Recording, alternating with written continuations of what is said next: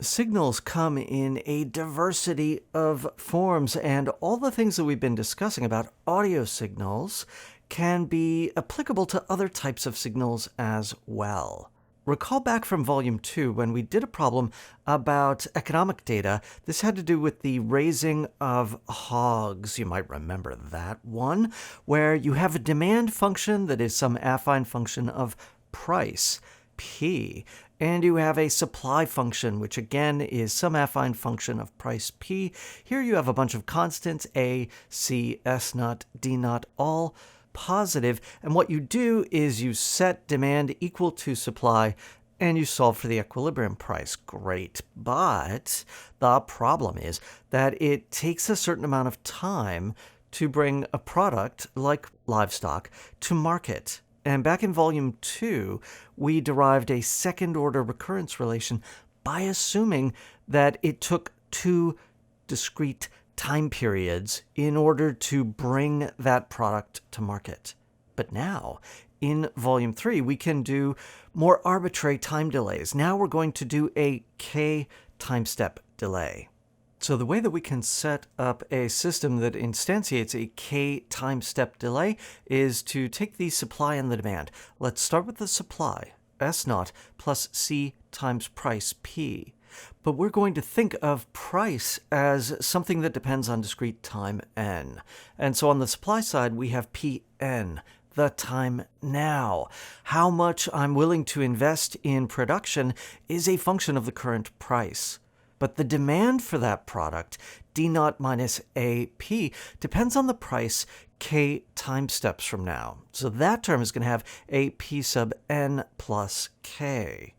Setting these equal and solving for the equilibrium price leads to a kth order recurrence relation that is an affine system.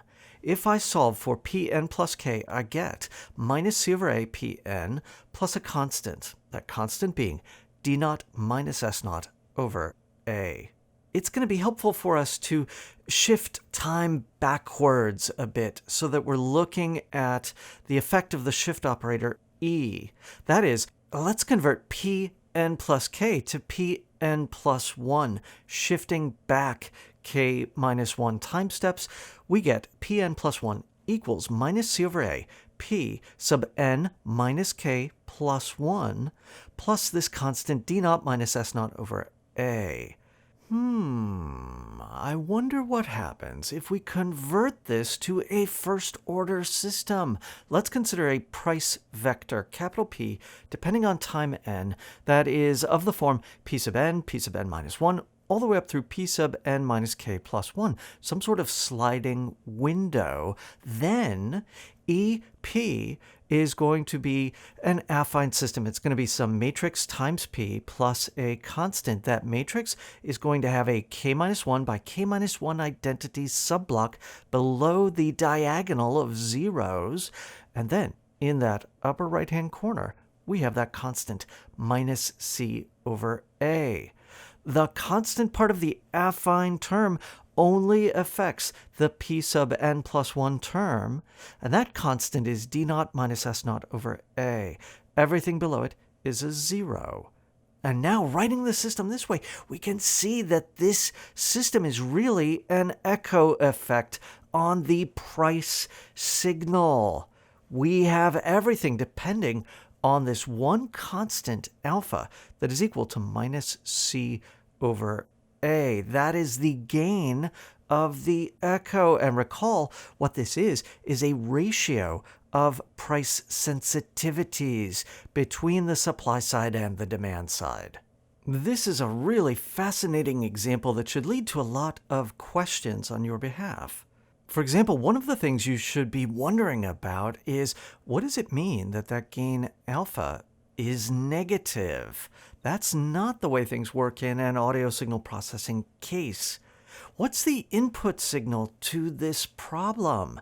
It's going to be this constant signal, kappa, that is D naught minus S naught over A. So what does it mean to have an echo applied to a sort of a constant input signal? And what happens if that signal is not constant but is changing over time? If your basic information about supply and demand are themselves temporal, what would you expect to happen if you had a sudden bump?